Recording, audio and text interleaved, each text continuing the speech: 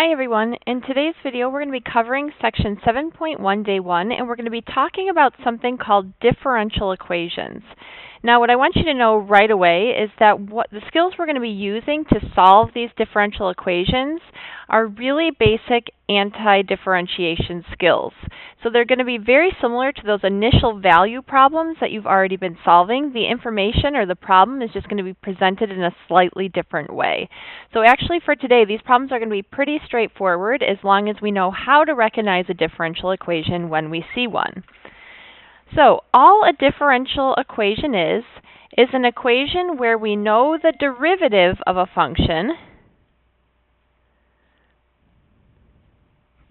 and we're trying to find the original function based on that information.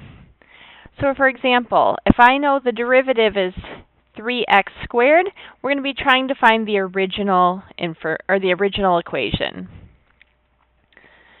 Now, the order of a differential equation is just the level of the highest derivative involved in the equation. So for example, sometimes we might know the second derivative of the equation, and in that case the order would be 2. So you can see an example here. Now for today we'll just be dealing with order 1 and some very, very straightforward antiderivatives. So let's take a look. The first thing I want us to notice, it says solve the following differential equations. First thing I want us to be able to do is be really clear about how we know when we're working with a differential equation. So differential equations will always be set up like this. dy dx equals some function. And again, what this is telling us is the derivative of the function, and we need to find the original function. So here's how we're going to work these problems. I'm going to write some steps in the middle here. The first thing we're always going to do is we're going to take our differential equation and we're going to multiply each side by dx.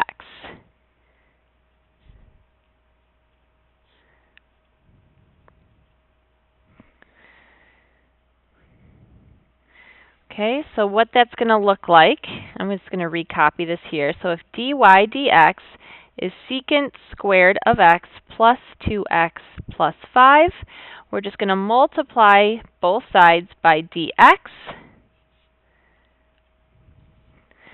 Obviously on the left, my dx's are going to cancel, so we just have dy equals secant squared of x plus 2x plus 5 dx.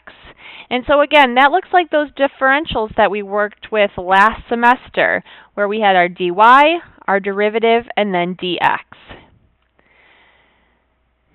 Now, the next thing we're going to do, our next step, is to integrate both sides of the equation.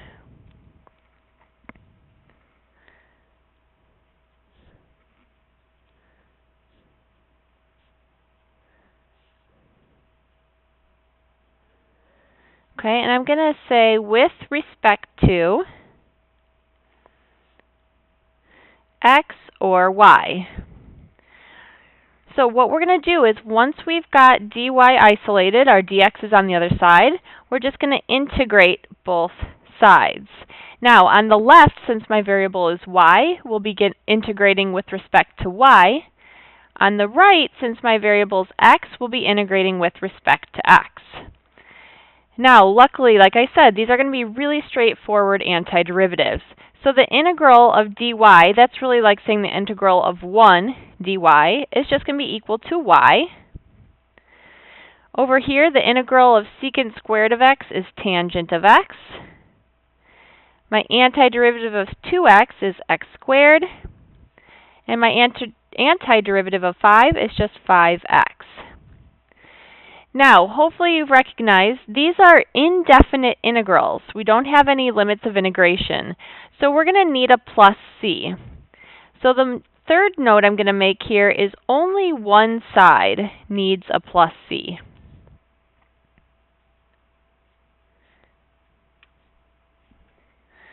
Okay, and that is all we need to do. We've found, again, a family of functions because we have an indefinite integral, but we've found a family of functions that have this function as their derivative. So again, it's really just doing our indefinite integrals. It's just that the problems are presented in a slightly different way. So let's go ahead and do a couple more.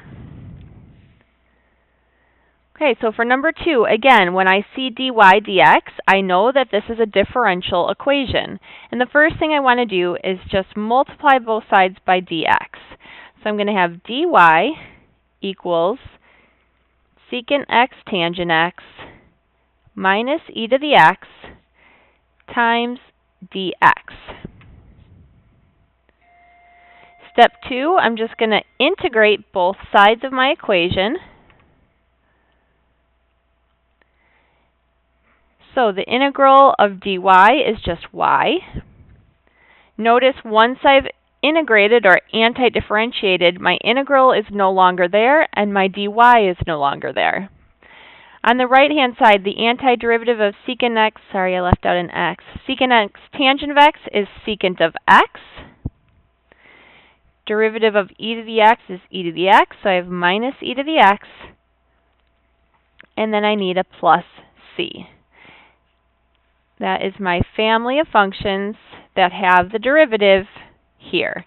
And again, it's super easy to check these, right? If I wanted to check, I would just differentiate my function. So dy dx, the derivative of y with respect to x, is just secant of x tangent of x minus my derivative of e to the x is e to the x. And this plus c is just a constant. Its derivative is 0. So now, since this matches my original derivative, I know I did the problem correctly. Okay, again, just so we get the steps, I know I have a differential equation because I see dy dx equals. I'm going to multiply by dx, so I get dy equals negative 3 over x dx. I'm going to integrate both sides of my equation. Then I get y equals negative 3 times the natural log of the absolute value of x, and I have my plus c.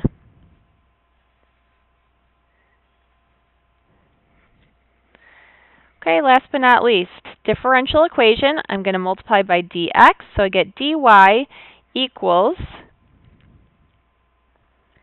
e to the 2x times dx.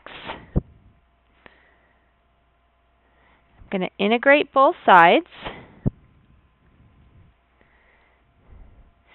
Now, here, we technically could use u substitution here because this would cause a chain rule. So, what we would need to do, I'm just going to work with this side for a minute here. I would have u equals 2x. So my du equals 2 dx. Now my dx equals 1/2 times du.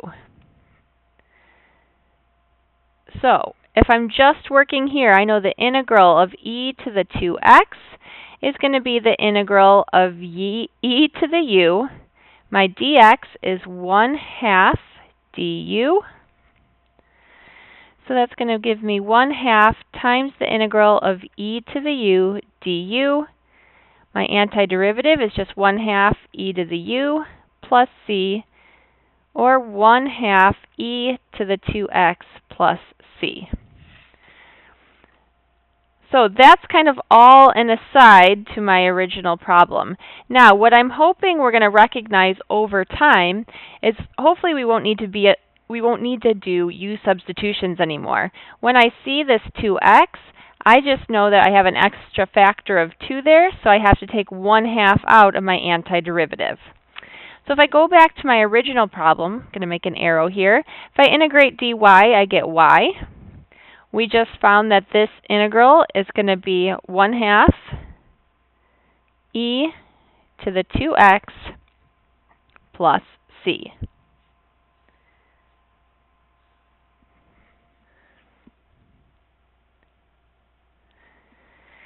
Now, one note I want to make here is, in this case, these were all indefinite integrals.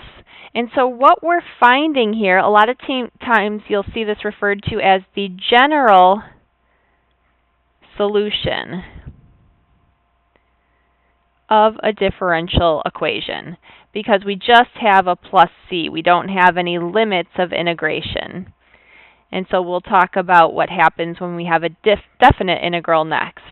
So this is the general solution of a differential equation.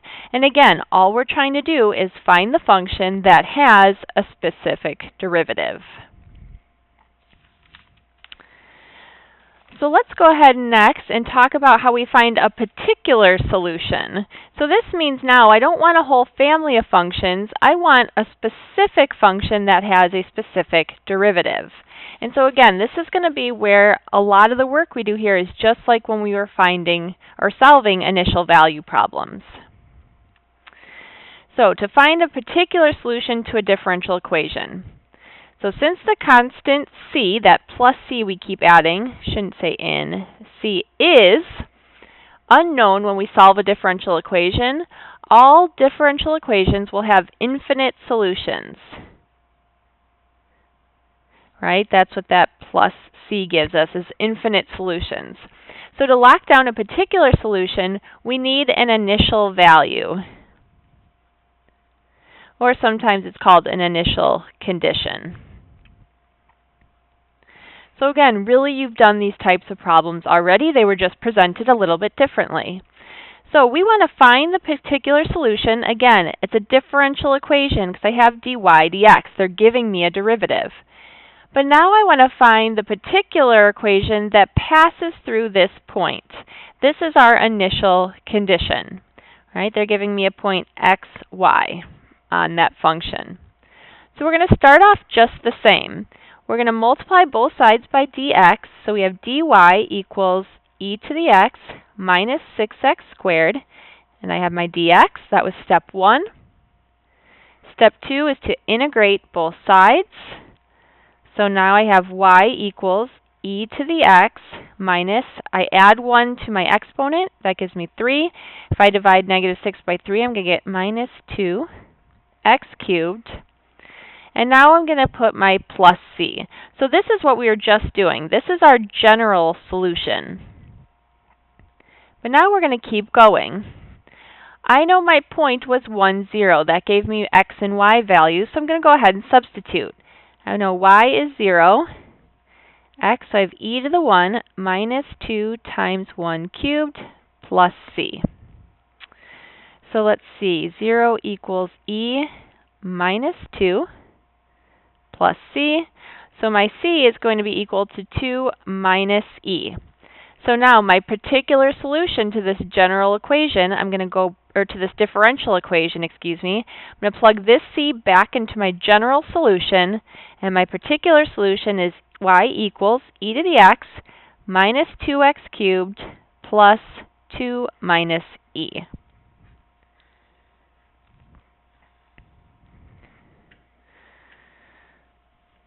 Okay, we'll do one last example. So again, I'm finding a particular solution, so my answer should not have a plus c. Here's my differential equation, dy dx equals 2 cosine x, and here's my initial condition. So I'm going to start off by multiplying by dx, so I have dy equals 2 cosine of x dx. I'm going to integrate both sides. And I have y equals 2 sine of x plus c. Again, that's my general solution to this differential equation. And now we're going to kind of lock down that particular one. So let's see, my y is 3. 2 times sine, my x is 5 pi over 6 plus c. So I have 3 equals 2 times sine of 5 pi over 6 is 1/2 plus c. So I have 3 equals 1 plus c, or c is equal to 2. So now I have to remember to go back, substitute into my general solution. So my particular solution is y equals, move this up, 2 times the sine of x plus 2. Okay, so that's it for day 1 of differential equations. See you in class tomorrow.